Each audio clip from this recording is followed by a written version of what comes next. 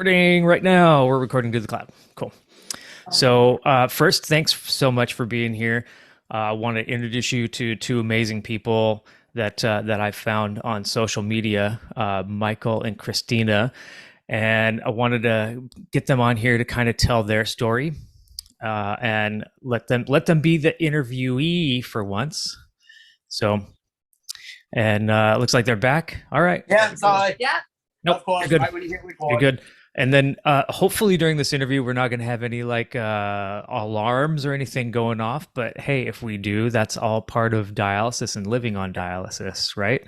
Yeah. So, Michael and Christina, this is your time to tell your story. I kind of like to get to know you and find out like how long you've been on this journey and when it started. Okay. So I was originally diagnosed when I was 12. I went in for a sports physical and they found too much protein in my urine. So they sent me to a nephrologist and I was diagnosed with a strain of nephritis, but we're not sure to this day what the strain is. At the time, it was super mild and it probably my doctor said it would probably affect me when I was like in my senior years and I didn't really have to worry about it. So I went on with my life, went and saw my doctor once a year. And when I was 22, I got pregnant. So I went and saw him and told him I was pregnant. And he sent me to a specialist to be over the pregnancy. Well, during the pregnancy, we're leaning a little, huh? During the pregnancy, I started gaining weight and it was like massive amounts. There was 1 month where I gained 50 pounds. And I was like, there's something wrong. And the doctor was like, no, no, no, you're just retaining fluid. And so I listened to him and I went home and then I kind of told him again, I think something's wrong. I think something's wrong. Well, on September 20th, I woke up in my bed at home and I couldn't see anything. I was completely blind. And so I went into the office and they decided I was dehydrated. So they were going to send me over to get some fluids to the hospital. So I went over to the hospital and before they gave me fluids, which is a good thing we didn't give fluids, but while they were wheeling me to my hospital room, I ended up having seizures in the hallway. And so they did an emergency C-section.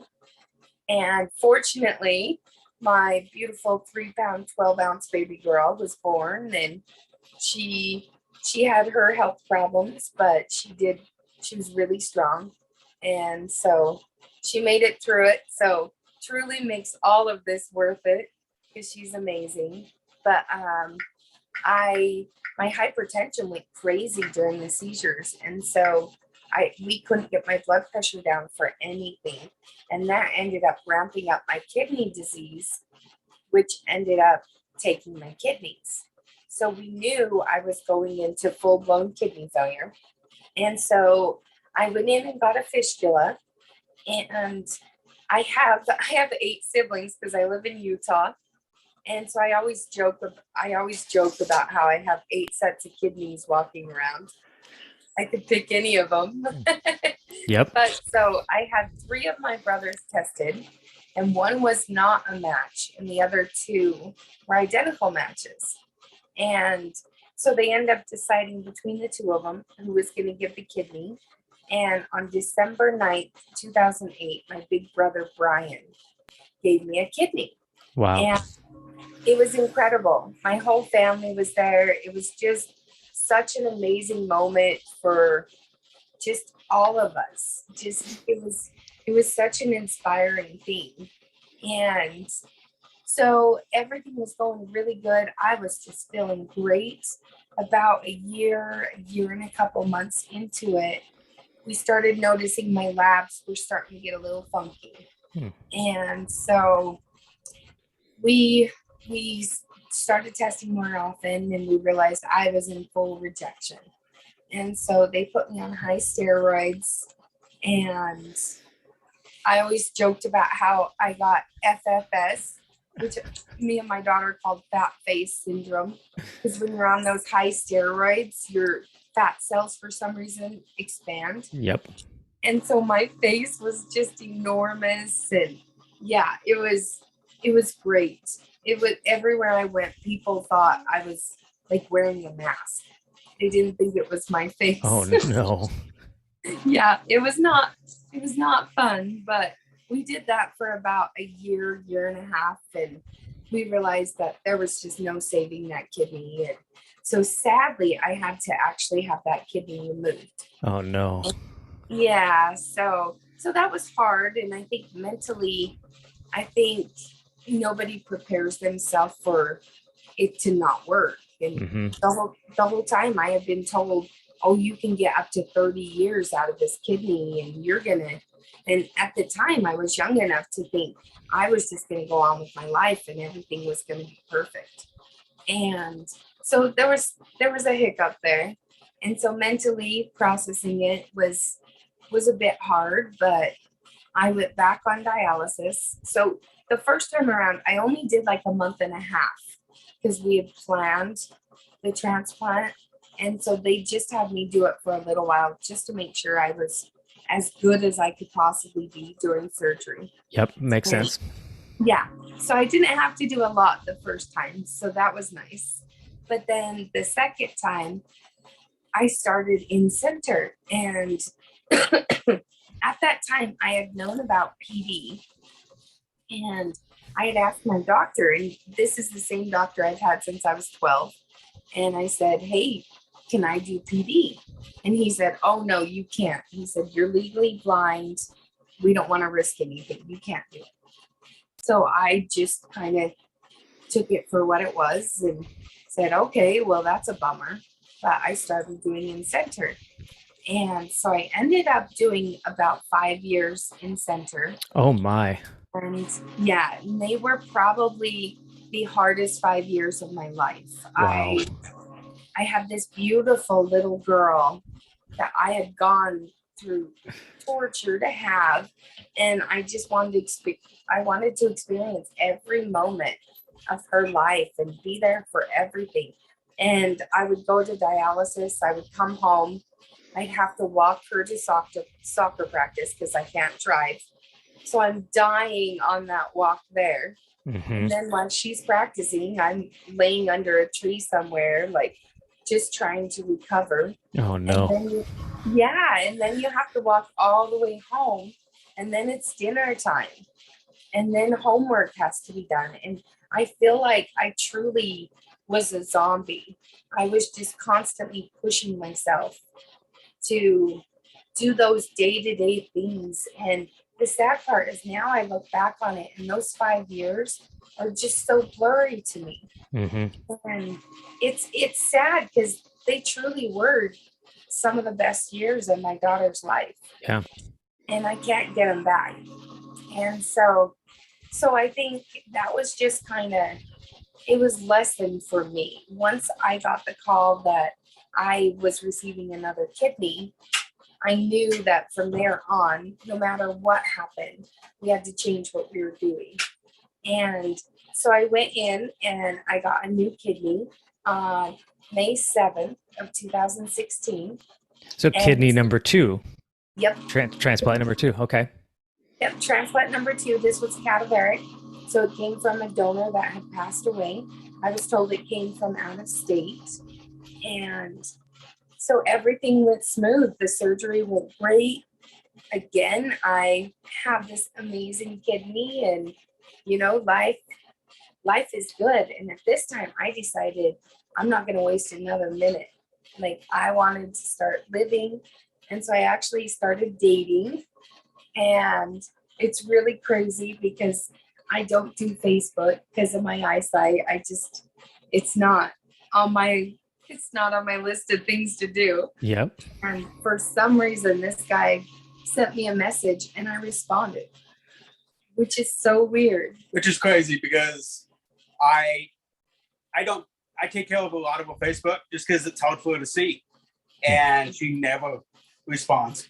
And usually it's me reading the message to her saying, hey, this person has messaged 3 or 4 times. what do we want to say to him? You know, stuff like that. And the fact that she answered was A miracle. crazy. Yeah. Yeah. Yeah. And I remember my daughter helped me answer. My daughter like typed up the message and everything. And so, yeah, it was so out of character, but we ended up becoming best friends. Mm-hmm. And We had kids about the same age. I was a single father. My daughter is 2 years older than Tyler, so she's 20 right now. She's off just living life, college, just doing life.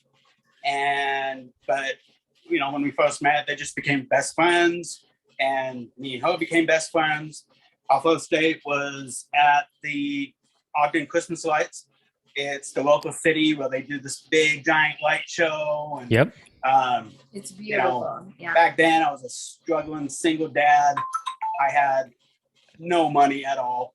So, I mean, I was scraping everything I could together, and Christmas lights is the best cheap date. So, Yeah. Amen. And it happens to be like one of my favorite things on the planet. So it just so worked out. It was perfect. that sound was blood pressure, just so you know. She's on treatment. So, and then, yeah, we just So then, kept like, dating. And yeah, we started dating, and like we ended up just becoming best friends. And like his daughter, she was like, I couldn't have any more kids, so she was just the gift. She was like a gift for me of having another kiddo. And to this day, like I still just see it as like we were just meant to be, and it's perfect. But so we started living together, and I started rejecting. Oh no. Yeah. So we knew I was rejecting that second kidney. And at that time, I wasn't willing to give up the life we had started. Mm-hmm. And so I was not willing to go in center at that time. So we kind of started shopping around at dialysis centers. but before this, she did so many drugs to try to save the kidney. Yeah. I called it Wednesday get together, because every Wednesday we would meet at the hospital, and the 2 hospital would hours. be just pumping more stuff into her. She did chemo for a while. And there was one medicine in particular. It was like $176,000.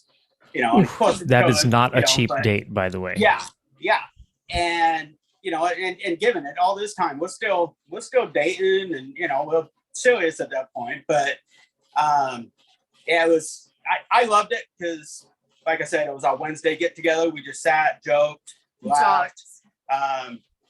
We were known as the rowdy loud room because I would have comedians playing and pretty much anything that I could do to keep her upbeat on that time. Yeah. And we were I'm sarcastic. I'm a smart ass. Mm. And my job is just to make her laugh. And I think that's why we evolved into what we are, is everybody is telling her the end result of all this, and she doesn't need to be reminded of that.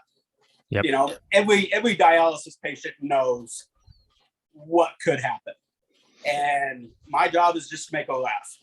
You know, the doctors are over telling her something or telling her mom something, and sorry, Robin, but I will be cracking jokes just to make her laugh. And because again, everybody knows what's happening, and if I can make her laugh, that's all that matters. Yeah. But Wow. we were pumping so many chemicals into her, so many meds, so many chemo drugs, that we finally decided what is all of this stuff doing to the rest of our body?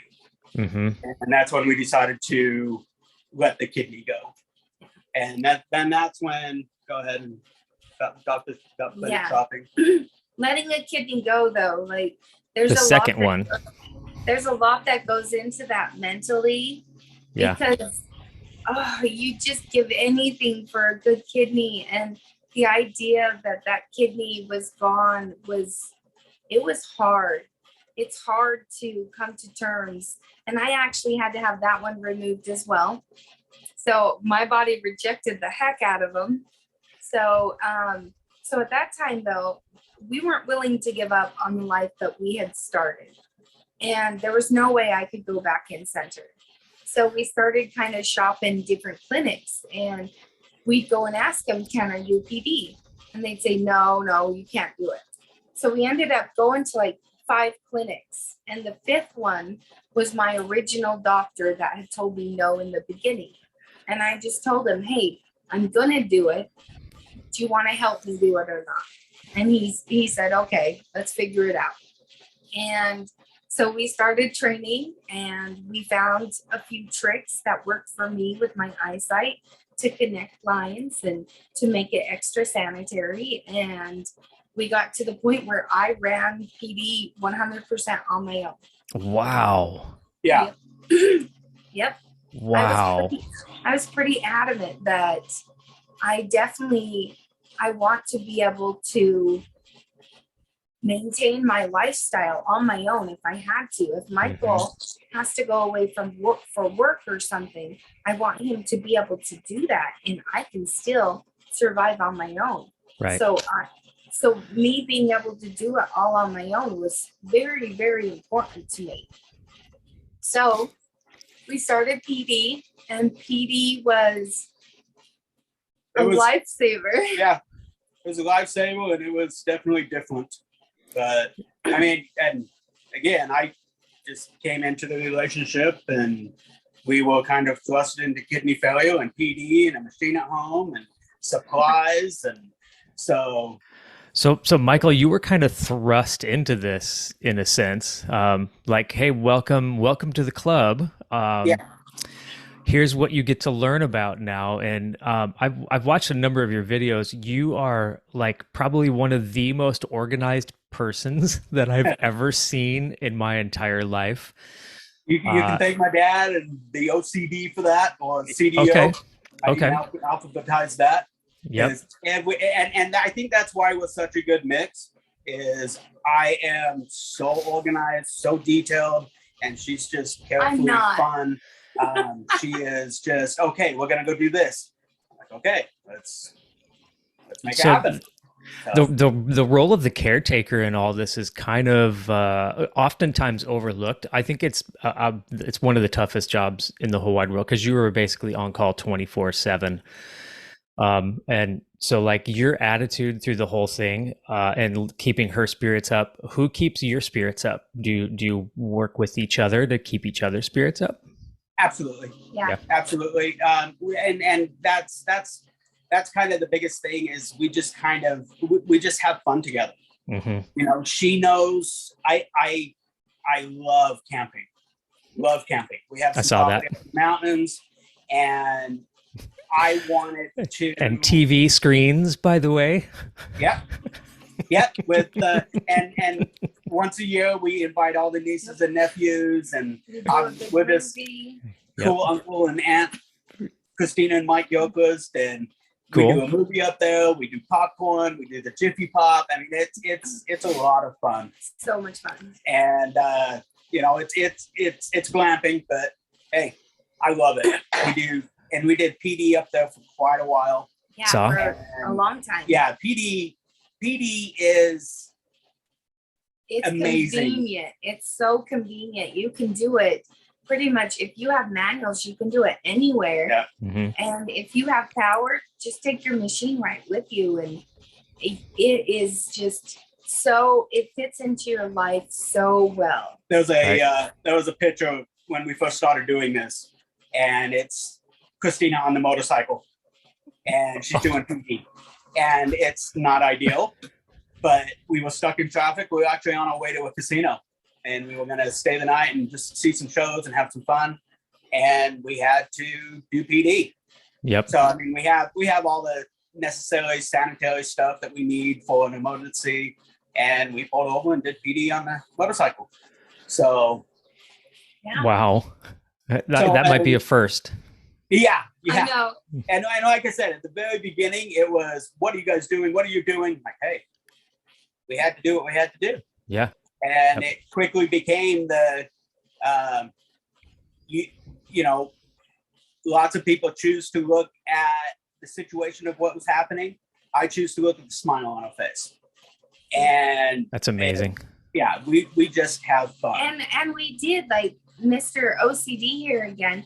We had a bag that we put every single thing you needed to have a sanitary exchange in that bag, and I didn't go anywhere without it. We even had a cover for if it was outside, you cover it up just in case a bird's flying over or anything like that.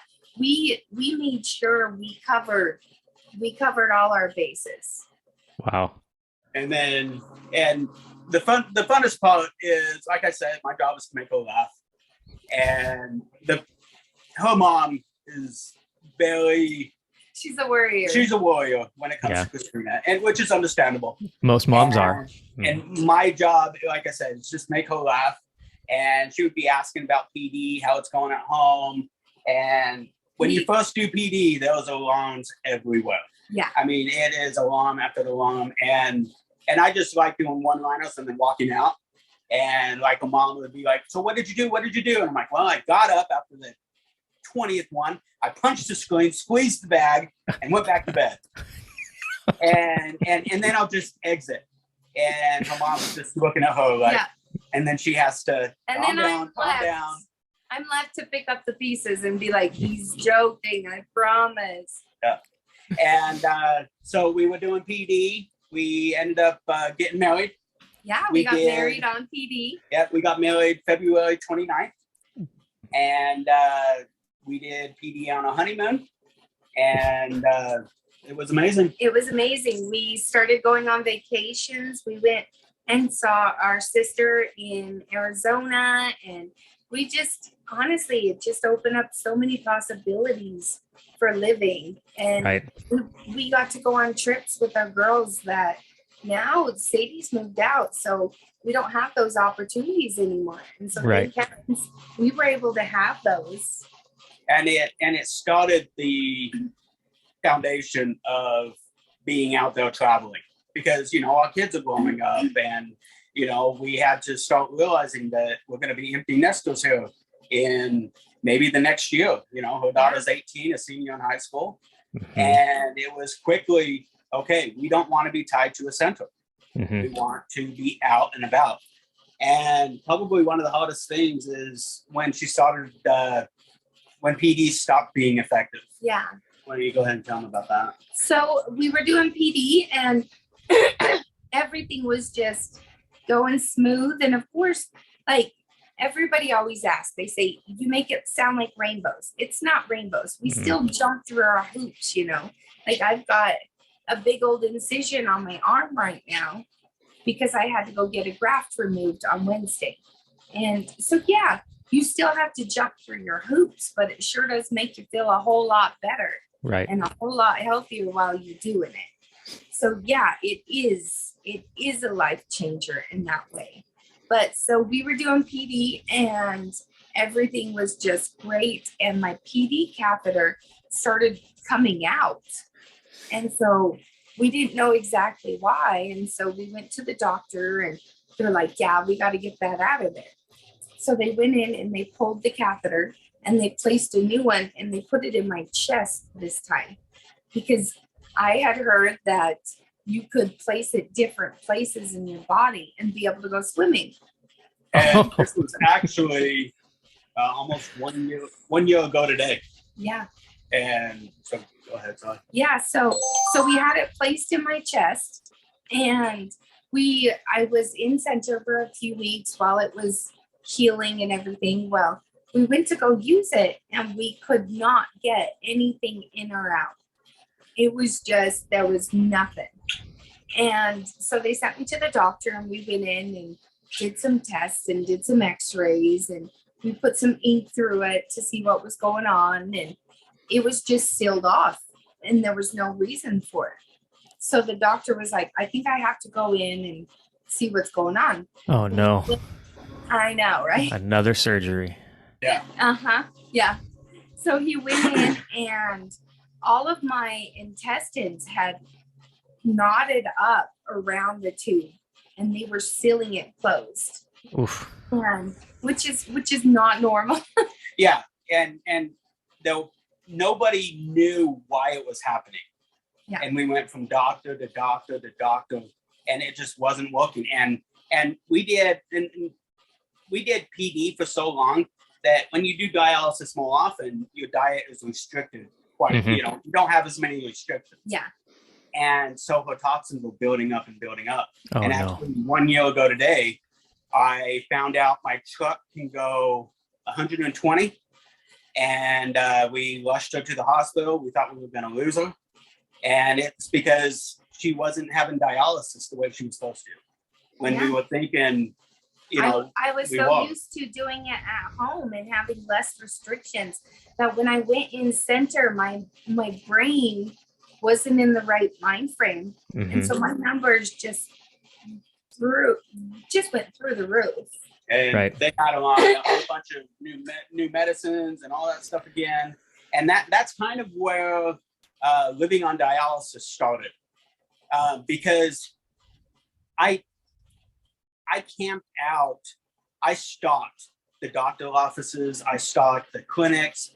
I would park at the clinics before they opened, because I would be able to watch the doctors walk in, and I'd be able to go ask them face to face what's going on.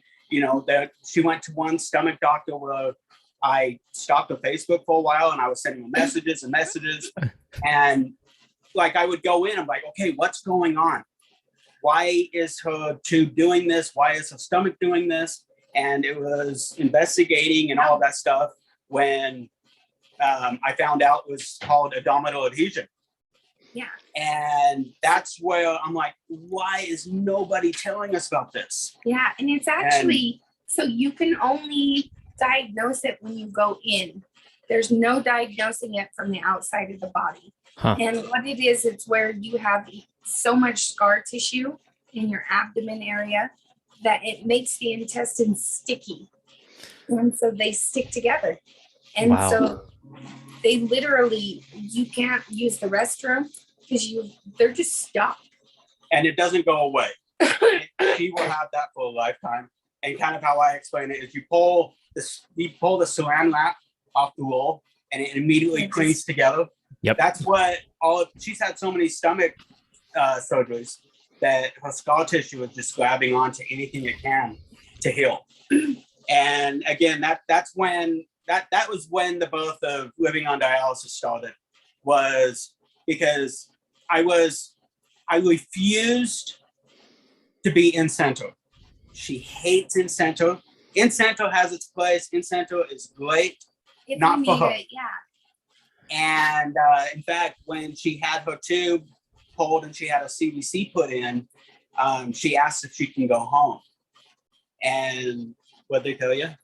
They were like, no, we don't allow people to go home on the CVC. And this is where my OCD and the protector of it comes in. I went in the next day and was looking at the doctors. I'm like, okay, we need a defined answer on why she can't. And I think it was just an automatic impulse of the doctor of, okay, CVC, no, you can't go home. But then once I sat the doctors down and the nurses, and like I said, I stalked them too. I waited till they walked in, and I was like, okay, I want an answer. I'm covered in tattoos. I'm bald. I look like a biker. And I'm just, okay, tell me why Christina can't do this. And then once I said Christina, 20 years, I mean, she's the dialysis club. And they're like, oh, yeah, you can go home. And I'm like, okay, all right, good. So that's one of the biggest things we push is something. I had a handicapped sister growing up, and I would watch my mom interact with doctors all the time. And my mom gave us some amazing advice. And it was always ask your question 3 times. The first time will be the impulse answer. The second time will be the safe answer.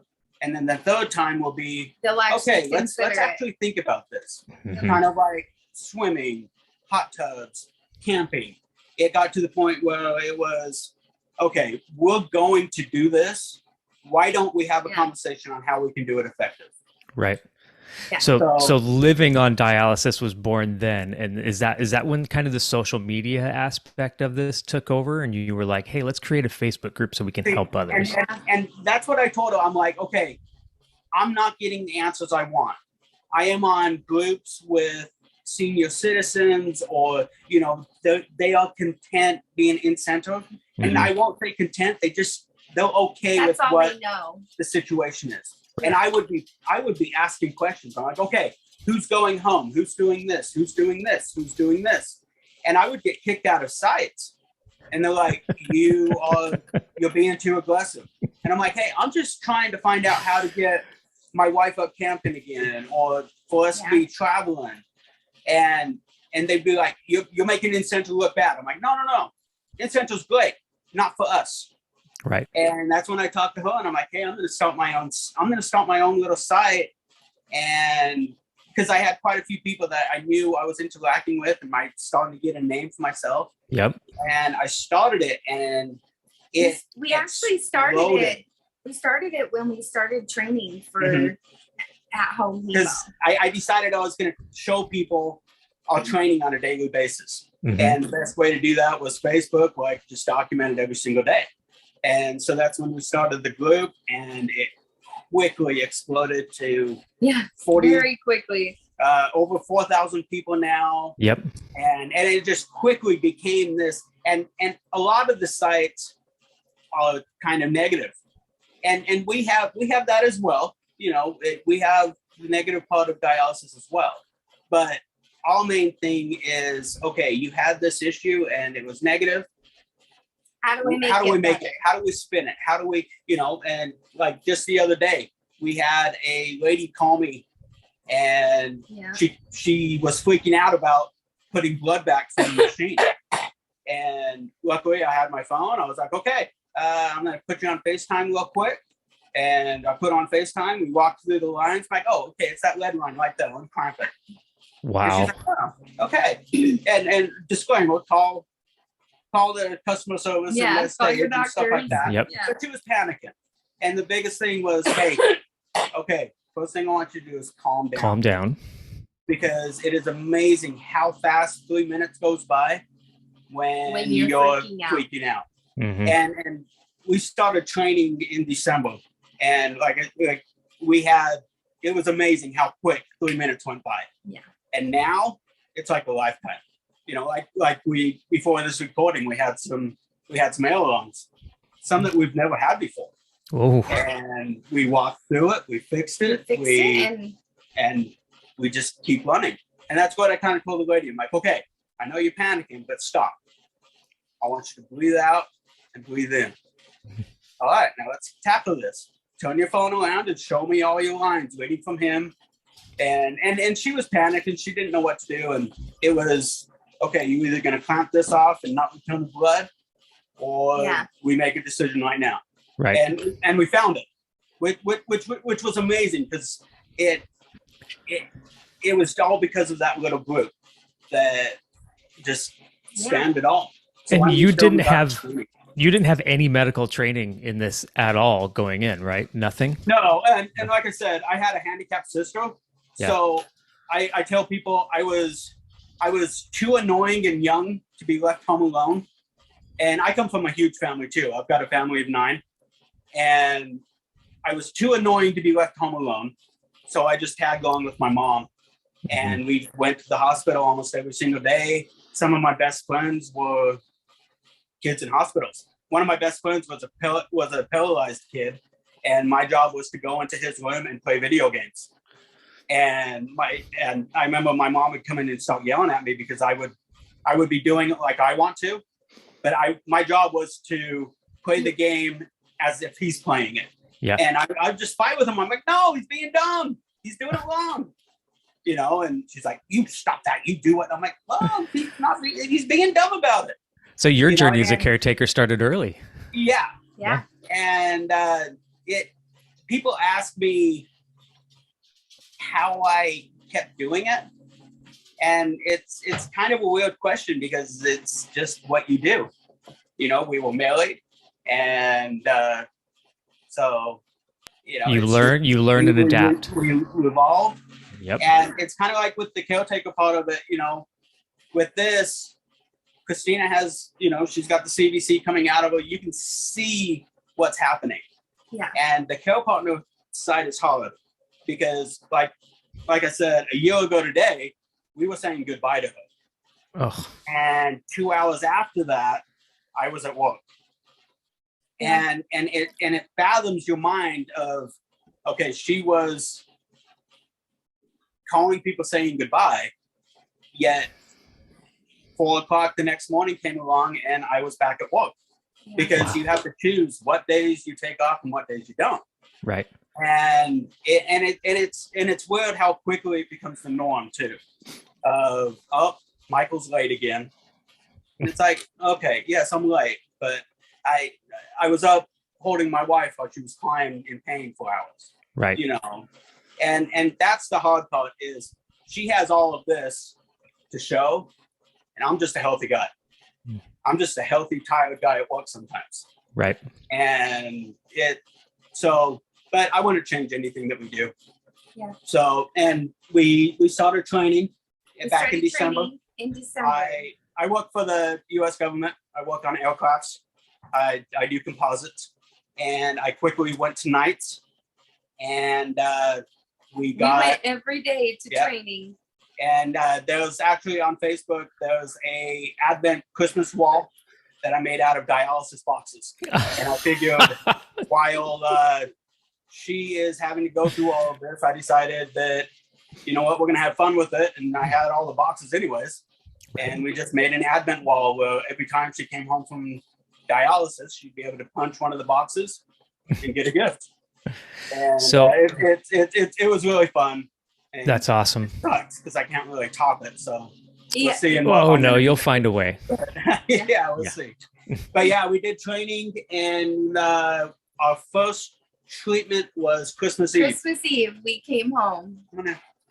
And this is actually Tyler. This hey, is Christina's daughter. She's Hi. actually on her way to work. Yep. But she's just saying bye, and so the assistant caretaker. yeah, she is the OG caretaker. The OG.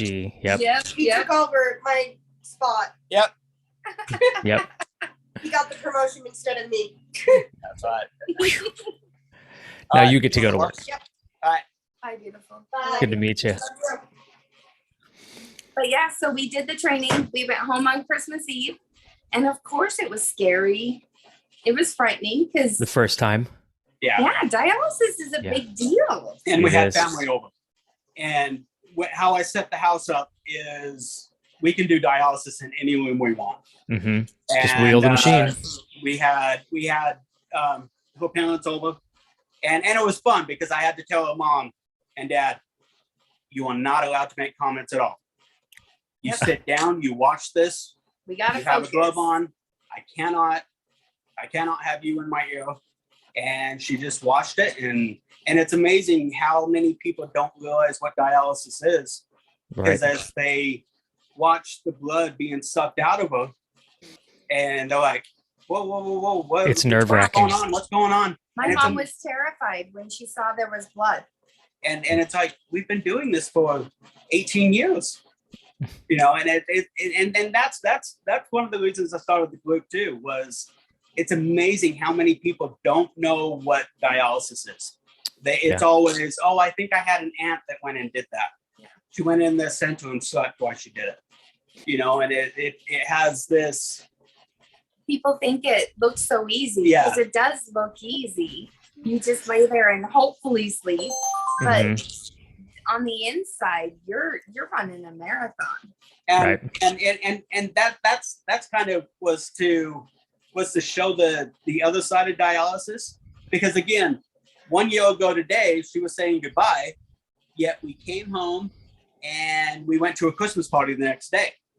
So you see a post saying how devastating the day before was. Mhm. And then you see a post of her it was a Santa costume actually. Yeah, And it was for Halloween, but I was Santa. you know, but she looks so happy. She doesn't look sick. And I'm like, Right. yeah, it was a good day. Well, It and was I a good think day. I think when you're dealing with this every single day, you learn that sometimes you just got to push past it. And like I was saying, when I was in center, I want those moments. I don't want to miss out on those moments just because I'm sick. You already missed out on enough. Yeah. Yeah. If I have a giant incision in my arm and I'm still going to a Halloween party, I'm forcing myself a little, but I don't want to miss that moment. Mm-hmm. And that, is what I was pushing because she wanted to keep doing all that stuff. And after training, she actually did a all-girls trip to Vegas. And I was not invited, which petrified me. It was How did that feel? Time traveling. Yeah. How did that feel? And we brought over one of her friends, and we walked her through we kind of gave her a crash course on dialysis, on how to run the machine, of what happens, what may happen. And she could be my backup. And she does her dialysis. I am her backup. Oh, okay. And that's what Amber was. She came over. We watched her do train, and we even FaceTimed because there were a few issues on trying. There were a few alarms that were going off that Amber was panicking on. Mm-hmm. And again, it was okay. Calm down. I got you. Walk you through this. Let's do it step by step by step. And it was just this one little step that got missed or skipped, and it was okay. It's this. Go ahead. And we ran treatment late, and she had the time of her life. And that's one of the biggest things is I always tell people you can do anything you want on dialysis. It just takes a little bit more planning. Yep. And that was the biggest thing is I don't care what she wants to do. We will do it. So what was the training like for your home setup there? How long did it take you? So we are crazy. It's supposed to take a couple months. It took us about 4 weeks. Yep. Because I was so adamant. I just wanted to go home so bad. And I knew how I felt at home doing dialysis and in center. And I wanted that back before the holidays so much. So we actually pushed ourselves to go very quickly. But I remember on day one, we walked in there and we were so overwhelmed seeing this machine and seeing all these lines. And we were thinking, whoa, we're not dealing with PD anymore, you know? Right. And then that's where my OCD comes in really good too, is I am just on the internet. And again, that's kind of why the group started, was I wanted more resources. I was asking so many questions of, okay, why do we do this? Why do we do this? What do we do here? What do we do here? And it quickly, my OCD comes in really handy when it comes to dialysis. Yeah. So, but I think like day 2, we felt a little stronger. And then like day 3, I think for us, day 3, we were setting up the machine ourselves. And so it's one of those things like, yes, when you go to training, you're going to be overwhelmed. Mm-hmm. But that's because this is brand new. Right. On day 3, 4, 5, even maybe week 2, 3, and 4, you're going to start getting it. Yeah. And so give yourself that time to allow your brain to pick up the pieces, because it truly is worth it in the end. So, and the reward is so much more worth it too. Yeah, when you go home, any alarm can happen. And no matter how much training you have, when you go home, it is it's brand new when you're doing it all by yourself. And we used to make jokes because my mom would come over and an alarm would go off. Yep. And we had to ban my mom from coming over doing dialysis. Just because the second she walked in, it would start beeping. And I'm like, oh my gosh. Because we would invite people over and I was like, Mom, you're not allowed to come over anymore. At least for a couple weeks. Because the second she walked in, I don't know if it was my mind would get flustered or what. And it would just start beeping and all that stuff. I think you wanted to impress Mama. Maybe. So, yeah. So yeah, we started training right after Thanksgiving. Okay. And it took us almost exactly a little less than a month. Yeah. So we started training the Monday after Thanksgiving, and then we were back home Christmas Eve. So Christmas Eve will be your 1-year anniversary of your in-home hemo, huh? Yeah. Yep. Wow. And the incredible thing is I thought PD was amazing, and PD was amazing. PD changed our lives, and it gave us a life. It gave me a life that I didn't Right. have before.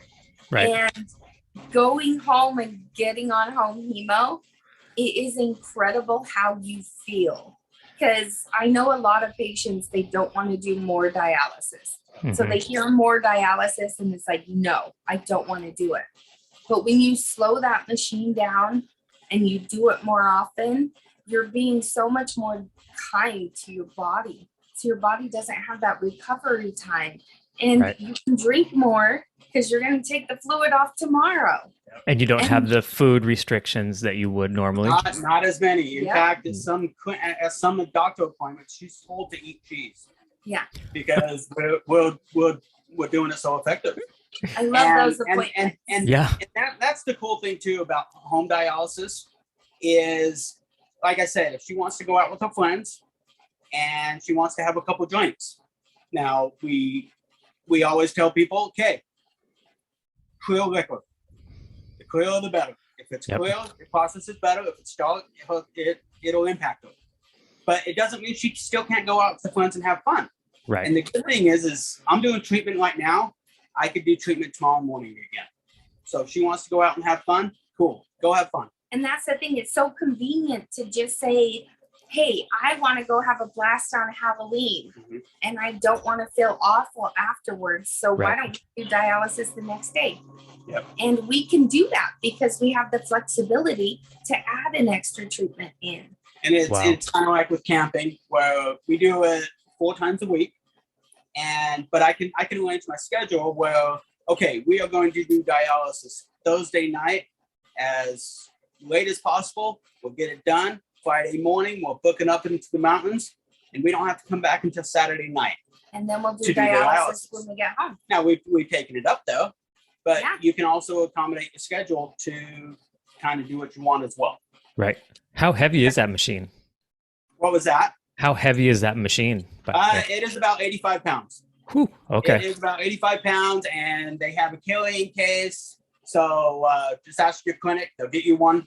It's a loaner, so they just get you one. It has a sticker on it that's for traveling, so you can check it on an airplane. And it flies for Um, free. In fact, when she went to Vegas, she drove, but I Right. made her this emergency go kit, and on the box I put no die kit.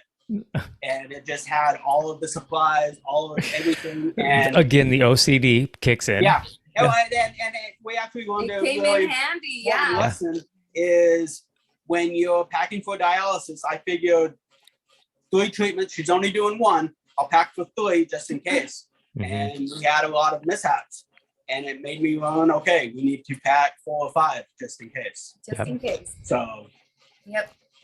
But yeah, so hemo, like, I feel even better. And like, everybody hears my story and they think, oh my gosh, she's never going to get a kidney. And I thought the same thing. Like, after that second kidney, I kind of lost a lot of hope. Yeah. Because that's kind of what you believe to be the end all. And that's what you're going for as a kidney patient. But Right. me doing home hemo, I could do this forever. and I'd be And fine. still live. yeah, and like she said, her disease isn't diagnosed. So we are talking to new doctors and stuff like that. And we know that she may never get a kidney. And So the good is thing the goal that to get another kidney though? Eventually? if they can figure out why she's rejecting, Yeah. it's one of those, okay, do we put her through that major surgery again Mhm. to maybe get a 1.5 to 2 years? Mhm. So And you run out of spots where you can get a kidney transplant, Right. for one, and then 2, rejection is hard. Mhm. It is a hard process to go through. And so, Physically and mentally, I would imagine. yeah, yeah, and not to mention, like, am I going to take a kidney from someone who truly could get 10, 15 years out of it when I can only get 1.5 to Right. 2? I can't justify that in my mind. Wow. and she is on the list, and we are in the process of we've actually transferred hospitals, so we've got some new doctors, some new eyes. That was one of the reasons for starting the group too, was just see if anybody else had what she An has. idea, yeah. And more resources to tests and stuff like that of, okay, what exactly does she have? Because if we can pinpoint it, we can have one. Cool. Maybe we will know how to do a transplant at that point. But that's the thing too, is there's so many options. We're going to be training for nocturnal home hemo as well. And well, she'll be sleeping during this process at night. And they have a whole bunch more alarms, and it actually extends out her dialysis as well. Okay. So she should feel even better on that. Yeah. Because, and again, like she said, people in center, they're like, oh, no, I can't do more than this. This is killing me. Right. I'm like, that's why right there is because you are building up so many toxins and then you're wringing it like a sponge. They are sucking the life out of you just so you can come back. Yeah. And in-center works for a number of people, and it's great. But it's not enough dialysis to actually live a healthy life on a day-to-day basis. Yeah. And that's where you get real with a lot of people, and they call it the weekend death for in-center because they go so long. They go to 3 days. They go the entire weekend, or if they throw a holiday in there, or natural disasters or something like that, where they have to go longer. Your body is not made to build toxins for 3 days. Sometimes you feel like you're crawling back in there. Like, just get me hooked on that machine. I need it. And like, you should never feel that way. Yeah. Right. It's not a great way to live. It's not living. And that's the thing. That's what you have to weigh is what kind of lifestyle do you want?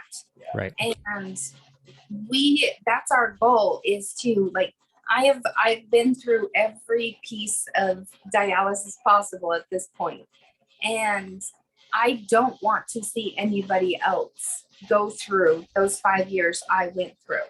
So my goal is to just let everybody know, hey, you have options. My option might not work for you, but let's find what does work for you.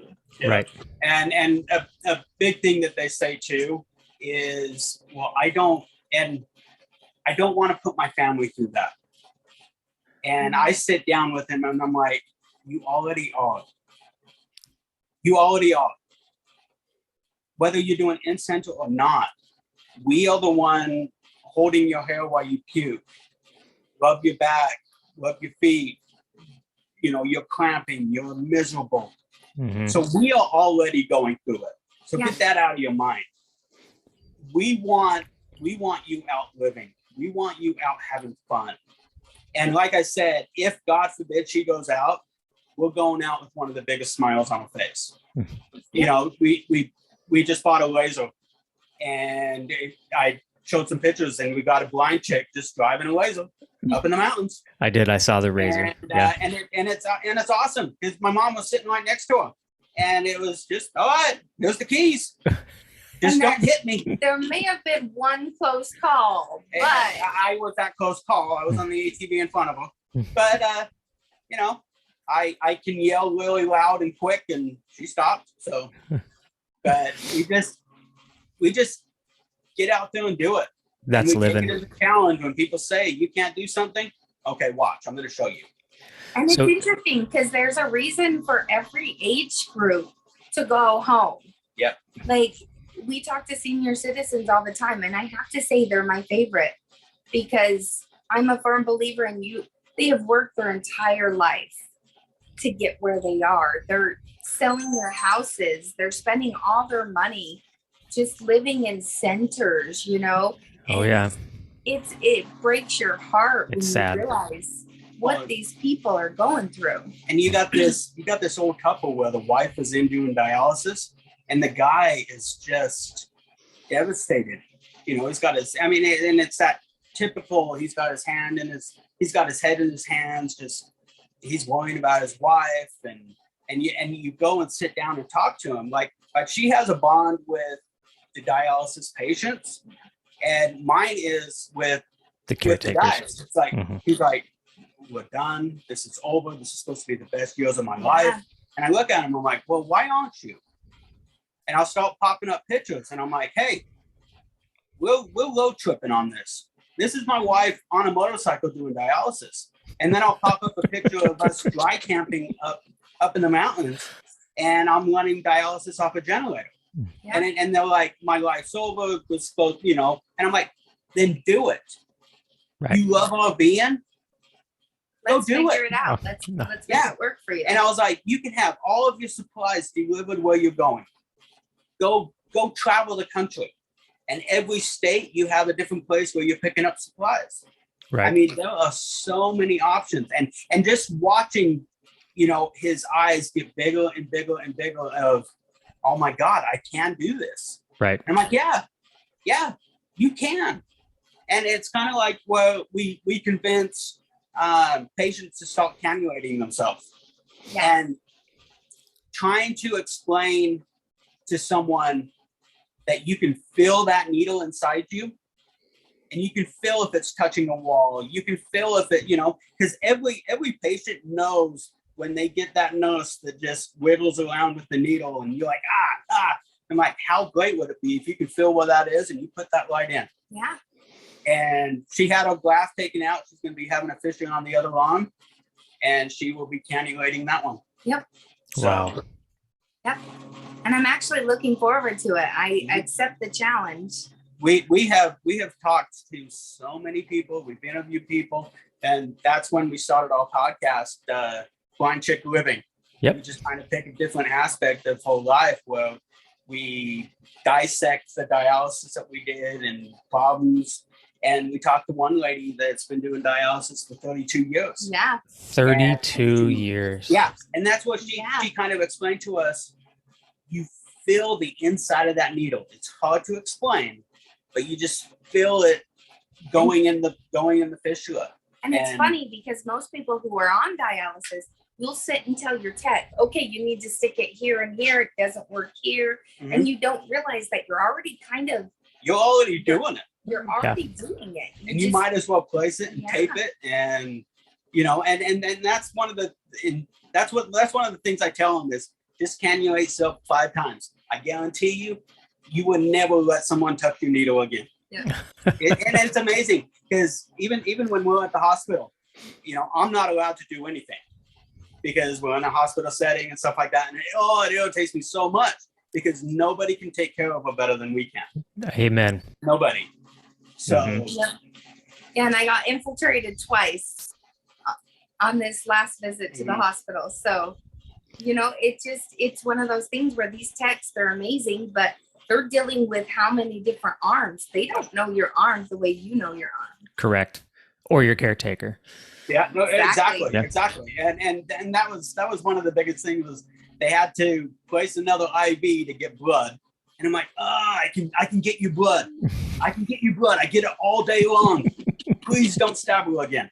And they're like, well, we're not allowed to. We're not allowed to. I'm like, just turn your back. I can fill those tubes for you, and you won't even know. Just turn your back. And they're like, we can't. I'm like, the system needs to be changed. Yeah. If they trust me, a dirty, tattooed mechanic, to do this on a daily basis, you know, and that's where I'm hoping we make a lot of changes because little things like that of why are we stabbing her again, creating more scar tissue where that one needle poke could be the last access to that arm. Right. And it's tough. So, but would you like to see our setup and our system real quick? Absolutely. Okay. Absolutely. Just 1 second. Okay. So you guys spend a lot of time, is social media kind of like your vice when you're passing the time? It's Mike's. Yeah. I don't do social media at all. I know. I see Mike on there a lot more than anybody. So, but. Okay, say bye. All right. So I'm going to go ahead and show you my setup real quick. Cool. It'll just be kind of walking you through the house of what I do. Okay, so as you can see, I've got my machine, and I make a joke that every time I've almost killed Christina, We run a really good lesson on it. So That's a joke? Oh my gosh. Yeah, I've made cheat sheets that no matter what, and I like to set it up, well, God forbid something happened to me or Christina is incapacitated one way or another. Right. I could send my mom over and she could go step by step by step. Wow. And still get this done.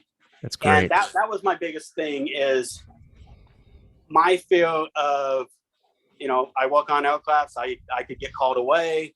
I want it to be, well, she doesn't have to go back in center. And I believe I've set it up all that way where with how she sets up the machine, she gets every connection done. She does all of this stuff. She pretty much runs it. And then we have the instructions for helping and stuff like that. And then we have the iPad. Like I said, we have instructions, and then I have a alarm list of some of the common alarms and just little what to do. What to do and stuff like that. And then as you can see, I've got my drain line, and I run a manual drain line so that I can do it any room in the house. And let's see if I can turn this camera around. Oh, I can't. But I have it running into the bathroom. So I have my drain going straight into the bathroom, and I just have it running into the toilet. So it works really good. And like I said, the machine when it's filling is a little bit noisy, and it's not something you want in your room. So all of my water access, I actually routed, and this is actually supposed to go on the machine, but we don't follow the rules. So we leave that there, and I bring the machine out here, and it fills and all that stuff, and it drains. And that way we don't have the machine in the room. If you have limited space, that's what I suggest I tell them, set that stuff up in a closet, and that way it's out of the way. You're not making noise. And then she has, a setup out here as well. Nice. We did Christmas morning out here. So if we're having a family party or if we're having something go on, we have out here that she can do treatment as well. And then I have the same setup in the basement to where if she wants to be down there, she has a sometimes kid night where she'll go and have a sleepover with her daughter. Okay. And so I have it set up to where she can go down there and do it. And then this is our spare bedroom. But as you can see, we got medical supply room. Yeah. And we've got all that. So the good thing about home hemo is it's not as many boxes. Mm-hmm. And so there was that. But with PD, this room was pretty full. Wow. And because you have to have all of the boxes for a certain type of fluid, mm-hmm. but then you have to have the what if you have other boxes and all that stuff. Jeez. So, but then, like I said, there's a lot of people that talk about, well, we don't have the space for it and stuff like that. And I'm like, well, there's other options as well. You can get half month deliveries. You can get, and even if you balance the stuff on the side of the wall, there's ways you can do it. We just have to find a way to do it. And then here is her Moosey boy. Moose. Sit. No, maybe. Your other junior caretaker. Yeah. And this is Moose. Come on. Sit. The Pomsky. Yeah, that is the Pomsky Silver Star. Yeah, he's the best. Let me talk or something. What? Do one of his tricks. High five. You are lazy. Oh, you just woke up. He just woke up. High five. All right. Speak. Speak. Speak. Speak. Good boy. Yeah, he is her.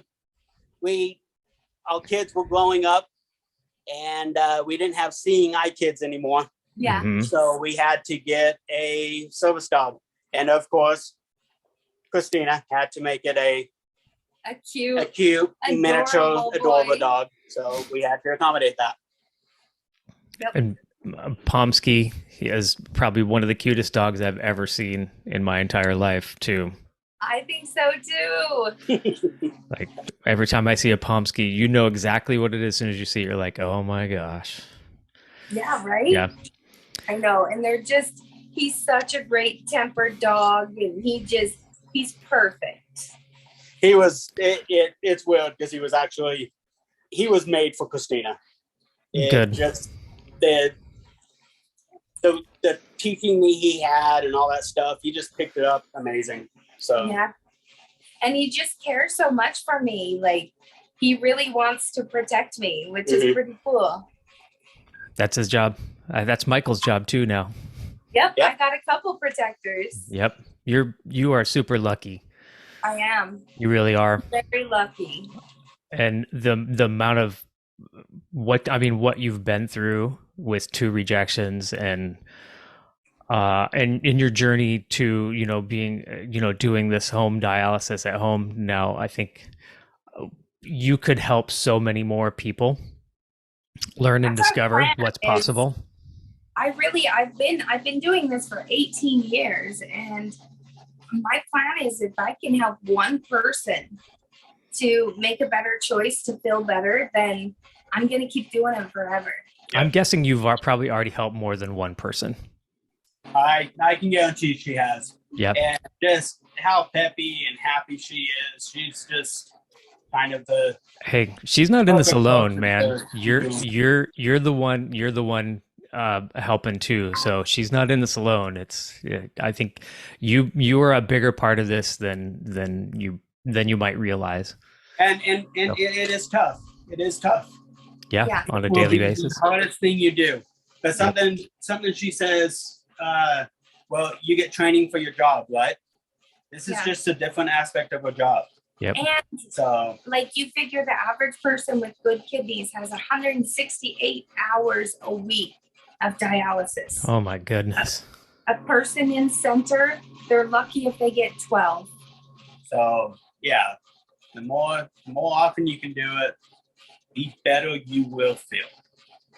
So Facebook group, podcast, YouTube, TikTok, Instagram, and my daughter and Tyler had to teach me how to do all of that stuff because I had absolutely no idea. Yeah. December, we kind of started with hey, I'm going to start this, not knowing how to do any of it. Right. And at the beginning, trying to do live videos, and I had absolutely no clue what I was doing. And it just kind of quickly became, okay, we're doing updates daily. We are showing people, and I agree with showing the good and the bad. Yep, you have to. Extremely, and it's kind of frustrating because I had Facebook actually take down one of my videos, and it was because graphic content. It had a graph. Yeah, and it had an open wound, and it kind of irritated me because that is exactly what she's experiencing. Right. And it was so frustrating because I'm like, these people want to see this. These people want to see the fact that she rejected, right? What she's doing, how they did it, how they cauterized it, and it was kind of a disservice because it was some really good information, and I was kind of explaining because I had a really hard time cannulating her when she had a graft, and it was because it was floating in infection. So I would cannulate one and it would be perfect. And then I would be in the same line. I would try to cannulate and it would sink down on me. And I would even tell her that. I'm like, it's moving, it's sinking. And it didn't make sense until we had it taken out. And then the doctor was like, yeah, it was floating around an infection. Yeah. Yikes. Yeah. So, yikes. Yeah. And even with that, again, we had a doctor that couldn't fit us in and was just taking his time. And so we had to go to the ER and just say, hey, you're doing it. Yeah. And to be an advocate for yourself. I have learned to be the most stubborn person. She's sweet as hell. She's just sweet. But I've learned to be the most stubborn person about, no, we're doing this. No, you have to. Even on the way to the ER, we were like, okay, what is our game plan for this? Yeah. And we're like, we're taking this out. I'm like, okay, then we will make Good that happen. cop, bad cop. Yep. And it's kind of like where I've been dealing a lot with insurance, and just what dialysis patients have to do to get some of their medicine. Right. It should be illegal. It is. I understand why, and I hate to say old people, but I understand why old people just go home and die. Yeah. Because they make it so hard. And I will start a phone call with one of the insurance companies, and I'll tell them, I am about to start yelling at you. And they're like, what? I'm like, I'm about to start calling you names because it's the only way I'm going to get your manager. And she's like, and I'm like, unless you're transferring me. She's like, well, I can't do that, sir. I'm like, okay, get ready. And I would just start unloading on them. And she'll go, if you keep talking to me like that, I'm going to transfer you to my manager. It's like, oh my gosh, you did it. You did it. It's sad that it has to get to that point. And it's sad that I'm on the phone for like 3 days just for a typical medicine that's life or death. It's one of 20 or one of 40 that costs us $120, $200, $10. When I'm like, why are we paying this? And I actually found out it was Walgreens system with my insurance system arguing with each other. And one of our prescriptions that was over $200 is free. And it was all because it was somebody messing up in a computer system. Yeah. And it's so frustrating because, she's dealing with enough. They don't deserve to have to deal with that stuff. No, so not at all. It's one of those, be an advocate for yourself. And if you can't stand up for yourself, find someone that will. Yep. So if somebody wants to find you guys, Facebook group, probably the easiest way to go. Facebook group, that is a private group, so you have to ask to be invited. Yep. So it is called Living on Dialysis. You'll see her picture right on the front of it. Yep. It's actually us up camping. There is also a personal page called Blindchick Living. Mm-hmm. That one is more open. Anybody can like that one. So if you just want to kind of get a good idea of what it is, come and look at that one. A lot of the same posts go on there. Yeah. And then we have the podcast, and you can search on any major platform, Blindchick Living. Yep. Just type in Blindchick Living, and it'll pop up anywhere you listen to it. So go follow it, listen to it. I think we have a good amount of humor, and you'll definitely learn some stuff about dialysis. She has a section called Christina's Crazy Corner, where she just interacts with a couple of her friends and they talk about just some random facts. Mm-hmm. And her daughter kind of leads that one. But it is just a fun, upbeat podcast about dialysis. And hopefully just a whole lot of information, because again, our goal is to help people not go through the mistakes that I made. Yep. And so we try to give a lot of information on there just to let people know, hey, you can do this. Mm-hmm. You may think you can't, but you can. It's kind of like little things where her graft was floating in infection.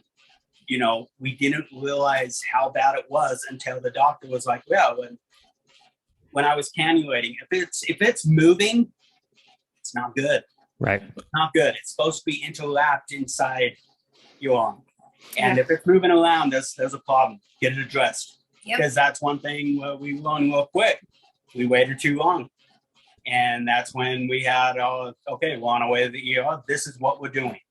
We're done with this. We're not doing antibiotics again. We're not doing the roundabout thing again. We are having it taken out. Yeah. So it's just, and that's what we talk about on the podcast, is just typical things like that. Learning how to advocate for yourself and how to fend for yourself. We do a whole segment on PD. We do a whole episode on home hemo. Yep. We even do a whole episode on in-center. And we have the history of it. We have just facts and what it kind of takes. And then we have references to, like we interviewed that, she's actually called the Dialysis Diva. And she's been on dialysis for 32 years. Yep. It's incredible. People like that. And I want to get rid of the stigma oh yeah, I think my grandma used to do that. Right. Well, find out what it is.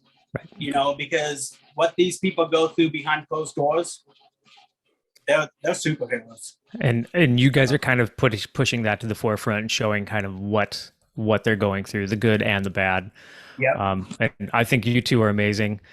I think your story, you know, is incredible. And like much kudos to you guys for what you're doing and bringing help to others and helping them through this as well. So thank you to you too Yeah. for spreading the word as well. Yeah. And it's awesome that more and more people are taking this stuff serious. Yeah. Yep. It needs to be more aware. Yeah. There's so many people suffering with this Yeah. every single day, and I think it's one of the hidden things that a lot of people just don't talk about. It really is. It really is. And we are becoming advocates for some pretty major people, and you will see her in Washington soon. Good. So Good. there will be some changes. It will be very slow, but I mean, it's there's what, a portable dialysis unit you can have on your hip, Yeah. and it's just It's the just funding's starting. not there. Yeah. It can be out. It can be out, and it's all the You got this. paperwork, red and it's like, tape. okay, and I get that. I think it's the profit Let's get centers this going. of the It absolutely is. somebody's profiting. Yeah. Oh, absolutely. When That's and exactly. and people think that transplants the end all. No, Mm. you've got anti-injections, you've got these pills, you've got, you know, and it's And those the system- anti-rejections, they are hard on your body. and Yeah.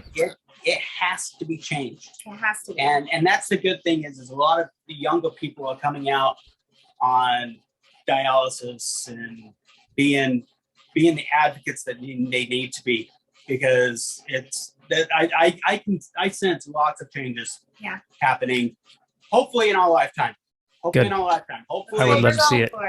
hopefully we Yep. can push that bionic kidney, and you know, we can get things to happen. So Good. Well, I'm super proud of you guys. I think you're both amazing. So thanks so much for telling your story. And I look forward to seeing what's in the future for you guys, for sure. Yeah. same with you. Thank you so Yeah, much. thank you All so right. much. All right, guys. Thanks. Have a great day. Bye. Hey, don't leave.